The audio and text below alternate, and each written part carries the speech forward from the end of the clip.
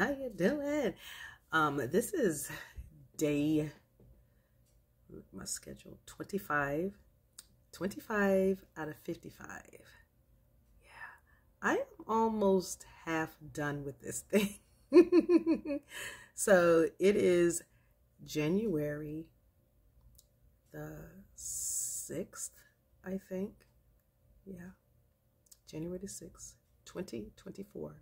And this is day 25 out of 55 videos that I am doing to the countdown of my 55th birthday. I did something at the age of 26. I did something at the age of 26. No, I was 25. I left at the age of 25. And I never looked back, and I don't regret it. It was the best decision I ever made. Like, seriously, the best decision I ever made. And had I not done that, I don't think I would be where I am today on my journey, healing. That is, I would not be where I need to be to support others healing from abuse. And so when I made this conscious decision to do this, yeah, it was the thing I needed to do. I left the church. No warning, no discussion, no anything. I just got up and I just did it. Let me tell you how this went down. So 25, I got to the point where I had been a workaholic for some time, ever since, I guess pretty much I was a kid, because I was a teenager when it started. And my stepmother and one of my aunts, but it was mainly my stepmother who sat me down, and she pretty much forced me to look at the situation.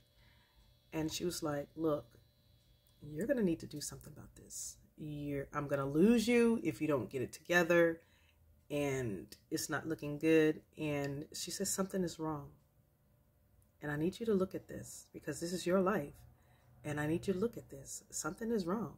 So I did. You know, I wasn't really happy about it because it was causing a disruption in my routine. And I'm a very routine person. But most of my life has been about sudden and dramatic change. And this was no different. So I looked, because anytime I can do an evaluation, even on myself, and look to see what is retarding my progress, I have to see this.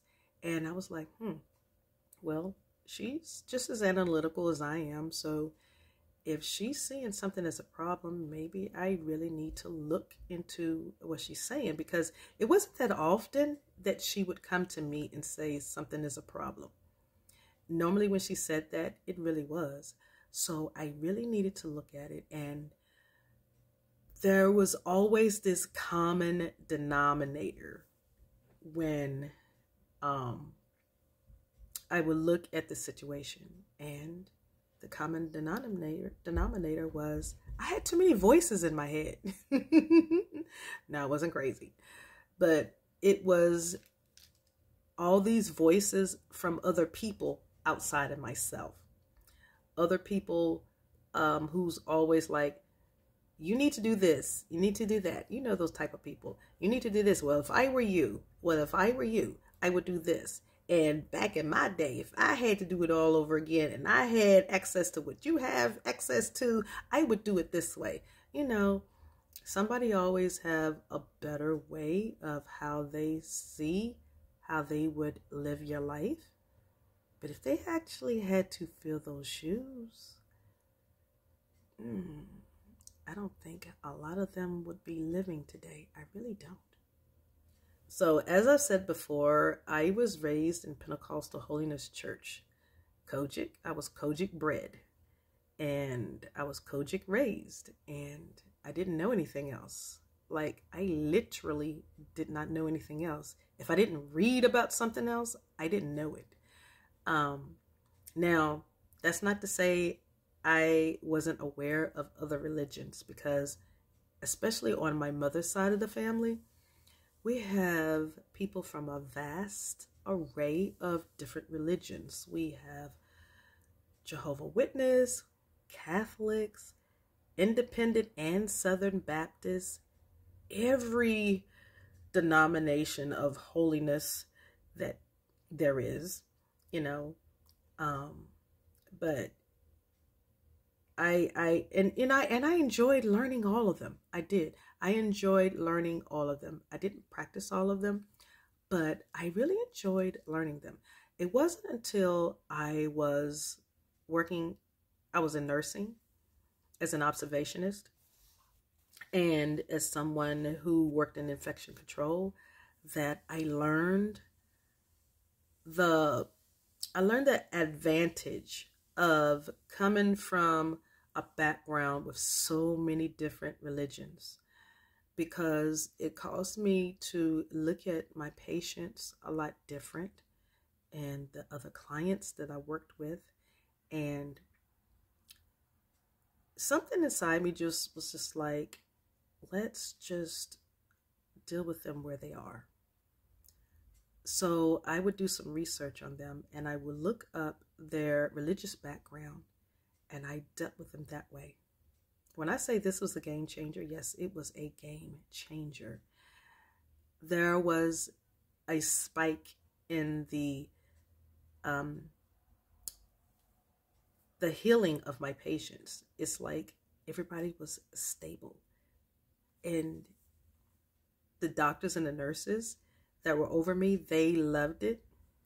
Even on the psych ward, they loved it. They did. They were like, I don't know what you're doing, but keep doing it. And so one day I picked up a night shift, and one of the nurses, she asked me, she said, where are you going? And I was like, I'm talking to Miss such and such and such. She said, where are you going with those things? Well, these things are some items. Okay, so you know how you have a locker at work to keep your things in? Okay, so this is between my late teens and my early 20s. What I did was I started a stash of different religious items from like Presbyterian, Catholics, Baptists, whatever. And depending on the patient or the client I was talking to, that's one of the things I would take with me. And I dealt with them that way. And it's not like we just went in there and had church. I would just take it with me. And I would just have it in my hand. I would just go in there and, hey, how you doing? Da da da da da da da da, And they would tell me, and they were like, what do you have in your hand? And I would show them. Oh, so you're Catholic? No, ma'am. They were like, what are you doing with this? I said, you know what? I said, well, I read that you were, and I didn't see anything in your room that reflected that. And I said, I thought maybe it would be a good thing to come in here and just show it to you and just talk. We don't have to do anything. We just talk like we are now. And that opened the door to so many things. It really did. It gave them a safe space, and they were really appreciative of that gesture. And what happened was, it got me to thinking one day, how could I do this on myself? So I did it. I decided I didn't want to hear any more voices. I didn't want to hear what anybody else had to say. I was tired of going through what I was going through, just like my patients and my clients. And I needed to feel comfort. I needed to be comforted. I needed answers. I needed the lies to stop. I needed the masking to stop. I needed peace. I did not have that, and that's what I wanted. I wanted peace. So I did what I saw a lot of other people do, but I planned. I didn't just do it just haphazardly. I planned it. I'm like, if I leave, I know how this is going to affect my family. But at this point in my life, I can't think about that. I have to think about me. So at the age of 25, I did the unthinkable. I left as a Black person, as a Black woman. I left my family church. I did. And it was the best decision I've ever made. I did it without any warning. I didn't console anybody. I did not let anybody know that it was happening. I just got up one day, boom. I just knew when it was time. Like I said, I planned it, but I knew it was time because it got to the point where I felt no more peace, and I wanted peace, and I wanted solace for what I was going through, because I had been through some traumatic things, and I felt like my world was crumbling because, remember, I was addicted to work and I needed something. So I was pouring, and as my stepmother was saying, and my aunt would tell me, you're doing all this pouring, you're going to be empty and something's going to happen and you're not going to like it. So I was getting to that point, and I needed to do something. And I felt like if I didn't do this thing, that I was going to run myself in the ground. It felt like I was just going to drop dead. I literally felt this way. It felt like I was going to drop dead, that something was going to happen to me, and I was going to get to the point of no return. So I made the decision to leave, and I needed to. And it was a good decision. Okay, so what I did before I go into any further, what I loved about the church that I grew up in, what I loved was the good part, because there really wasn't anything bad about it. It was how I lived it that wasn't the best thing. I lived it. I loved it. I practiced it, but it was only taking care of one part of me. It did not take care of the whole person. And that's why I needed to leave. Because like I said before, church was all I knew. I didn't know anything else. And I needed to go discover me. Who am I other than this church girl? Other than listening to other people say, God like this, but God don't like this, and you shouldn't do this, and you can't go here, and you can't go there, and you should never go to the movies because only certain things happen in the dark. Not that, hey, you can go to the movies because there's this good, wholesome movie out here that we feel like you teens, this would be good for your soul, No, it's like one thing after another and all these negatives. I was tired of all of that. I needed something that was going to help me, help my whole person, because although my spirit was being fed, my soul and my mind, they were starving. They were. My heart was starving. Everything else about me was starving. I had nothing, no nutrients that they were getting that I really needed. I loved that there was something that I could practice, that I could hold on to. I loved that part about it. I did love a lot of the values. There was a lot of goodness with that. But it did not help me as a whole person. And that's because I was not taught how to use it for my whole person. I was only taught for one part, and that was for my soul. I wasn't taught for anything else. I wasn't taught how it could help me physically, how it could help me spiritually, how it could help me financially, how it could help me just as a person, as a human being. I was not taught that. I did not receive that. And so I was like, you know what? I can't do this anymore. I'm out. And I'm glad I went to this other church. This other church served to be more like a respite place for me. And it was almost like I had an extended stay at a spa. It really was. I was there for 10 years. I was there for 10 years. Now, the backlash of me doing that, my family went berserk. They did. They went berserk because I did the unmentionable. You do not break covenant with family. You do not break covenant with the church. That's just what you don't do. You need to speak to somebody. I'm like, you know what? I felt like I had no time. It was something that's like, no, you just need to go. And that's what I did. And I'm glad I paid attention. I did. I didn't worry about the backlash. I really didn't. And I got it. Oh my gosh. Did I ever get it? I really got it. Dreams. And I would have these dreams where I was always around water. And I was always hearing water. Even if I wasn't around water, I would just hear water.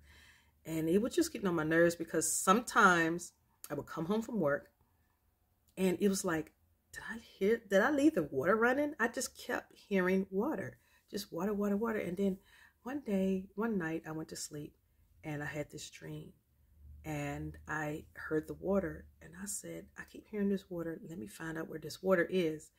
And I said, because it's getting on my nerves, but I keep hearing it. So I went and I came across this stream and I saw this being there smiling and I smiled back. And I remember feeling something in my hand. When I looked down, I had a sword in my hand. It was dented. It was beautiful. It was like an antique gold color, and it was dented. And I looked and my clothing was tethered. And I kept hearing this water and I moved the bushes back. And it just looked so exotic and beautiful. And there was this tree. And I leaned up against the tree and I saw this water. And I was drawn by this water and I just got in it. So I woke up from the dream and I was telling a cousin who was going to this new church that I started going to. This cousin was already there. They had been there for a while. And that's not the reason why I went to that church. I went to that church because that's just where Spirit led me to go. So I went and I was talking to him about it. And I said, I just kept hearing this water. So then he showed me this scripture. And it shall come to pass that everything that liveth, which moveth, whithersoever the river shall come, shall live. And there shall be a very great multitude of fish, because these waters shall come thither. For they shall be healed, and everything shall live whither the river cometh. So after reading that, he read it to me first. And I started crying because he said, what do you see? And I said, that's me. And he said, yeah, that is you. And he said, but in order for you to be that for everybody else, you need that for you first. And I said, yes, that is what I have been looking for. And he said he didn't know how I was going to be moved to get there. And he said, you'll know. And as I continued living my life and continued working and going after this, it started. It did. It was a slow process because I had so much that I had to undo and unlearn and then start learning all over again as a whole person, not as a part person, not as a 1/3 person of we're going to church, we're doing this, we're praying, we're fasting, we're just doing all the things as a church woman. I needed to do things as a woman, I've never done that before as a human being. It was just, I've been so robotic because that's just the way it was. You just did what people said to do and you just kept doing it. And that's pretty much how it flowed in the Black community. You just do what people tell you to do, and that's it. And I was breaking momentum, and it was a barrier. It was a boundary that I crossed, and I dared cross it. And I'm so glad that I did, because I ended up being the first fish that I healed. I ended up being the first fish that I healed. And my water got to the point where it was no longer murky. And I could tell that there was a change, because there was a difference in my patience and in the people around me, and people who dared come into my space. And they were like, I don't know why I'm telling you this, but I feel like you're comfortable for me to talk to, and you're providing a safe space. I feel safe talking to you. And they would just tell me these things, and I'm like, oh my gosh, what is happening here? They're telling me their business. Like, what is happening? I'm saying this on the inside of me. Like, what is happening here? I had gotten to the point where I was pouring into me, not just church girl. I was pouring into me as a human being. Then I was pouring into me as a woman.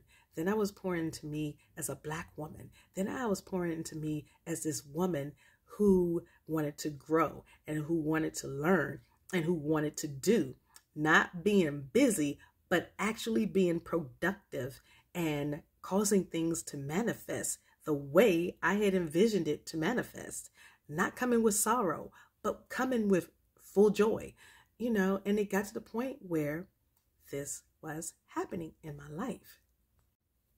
So I was gone at this particular church for 10 years. And then I could feel when I had been there long enough. I've been there long enough for 10 years. I left at 25 and at my former church, and I went to this church for 10 years. And yeah, at the age of 35, I left them and I went back to my home church, and it was different. And everyone was like, you look so different. What have you been up to? And I'm like, just being me, and the dynamic of me back in that practice again was completely different. It was not the same, because my headspace was completely different. My heart space was completely different. But it got to the point where even after I grew and evolved to this space to where I felt good about life, and I got everybody else's voice out of my head so I could do what I needed to do for me, it's like you go around this cycle.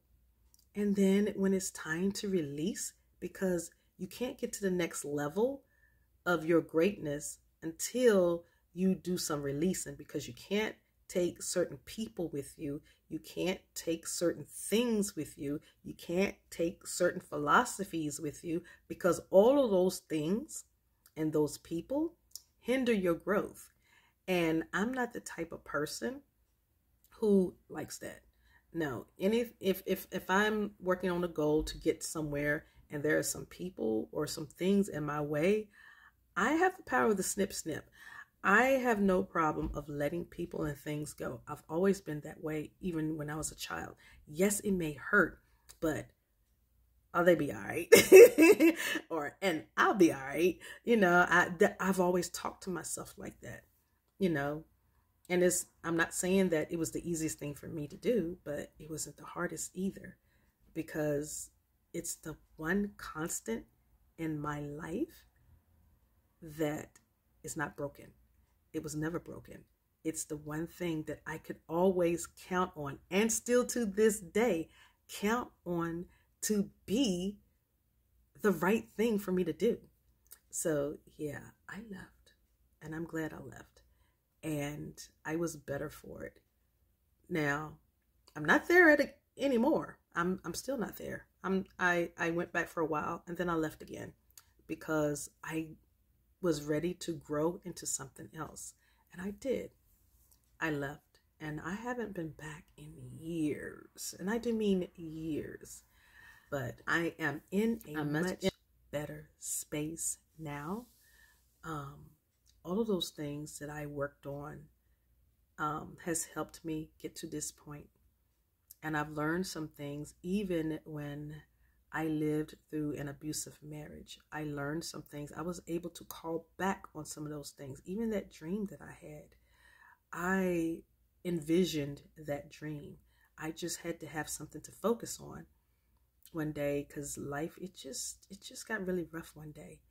And I was laying in the bed next to my ex-husband and I thought about that dream. And I thought about, hey, my sword is getting even more dense, which means I was using it. That's what it told me. I had been using it and I was using it and I still use it to this day. But what was I cutting? That's the thing. What was I cutting that caused those dents? So yeah, it was some pretty heavy stuff because swords are not light and they take care of some many heavy things. Another thing that I learned as a child that my parents taught me is my physical sword that's on my body, my tongue. My tongue.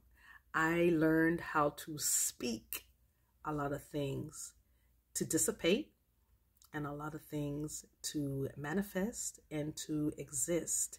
And if I needed something to cease and desist, that's when I used it. And it needed to be refreshed. And so that's what this birthday countdown is doing for me. It's showing me where some more dents are. And I'm knowing how I've used it, when I used it, where I used it. And I'm seeing how it's being sharpened. Even with the dents, it's being sharpened. I learned that when it spoke about water, water is a degree of excellence.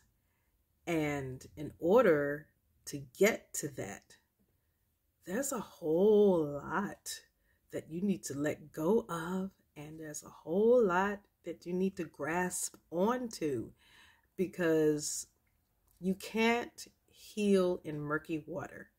You can't heal in shallow water. A lot of times you need to be submerged.